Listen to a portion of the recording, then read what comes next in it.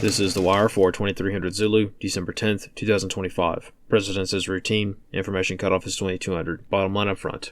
United States seizes tanker vessel off the coast of Venezuela. Vandalism attacks and incidents reported at churches and Christmas markets around Europe. Beginning with international events, in the Caribbean this afternoon, the White House announced the seizure of a tanker vessel off the coast of Venezuela. No details were provided on the name or registration of the vessel yet. However, President Trump stated that the operation was a joint venture between the U.S. Coast Guard and the U.S. Navy. On the home front, in Washington, D.C., this morning, President Trump's Gold Card program to sell U.S. citizenship officially went live, with the White House stating at least one individual has successfully purchased entry into the program. Analyst comments for this wire. Several vandalism reports have been observed at various nativity scenes at churches throughout Europe over the past few days, as the general crackdown on Christianity continues during the Christmas season. In the UK this morning, several residents received letters informing them that Christmas decorations are banned at apartment buildings in Portsmouth, continuing the trend from years past. As one might expect, festivity operations are underway in Portsmouth, as residents put up the largest possible Christmas wreaths on their doors to openly defy this policy. Other than the tightening grip on Christianity in the form of local regulations,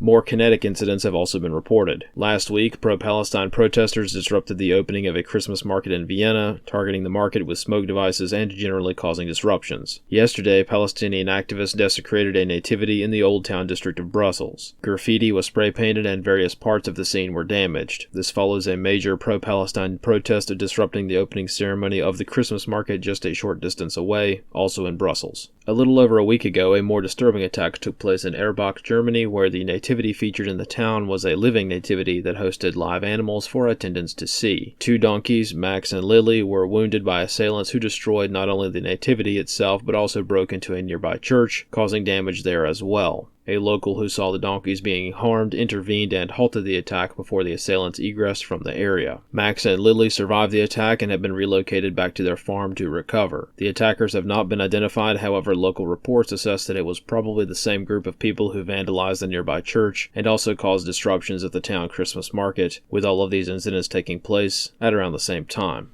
As such, if local police are interested in finding these attackers, it would not be hard to do so. They have conducted several different vandalism attacks in the same place at around the same time of day several days in a row. More broadly, all of these incidents highlight the need for increased vigilance and awareness. It is true we shouldn't have to live like this, but in the meantime, before more tough decisions are allowed to be made, this is the kind of thing we have to be aware of. It's not something to be downtrodden about either. On the contrary, now the average person has increasing opportunities to stop harm and do good things as the opposition becomes more plainly known. These problems won't be solved overnight, but with every passing day, we all have the chance to do what we can to stop the harm from befalling the innocent, even if it's just one or two donkeys at a time. This concludes The Wire for 2300 Zulu, December 10th, 2025.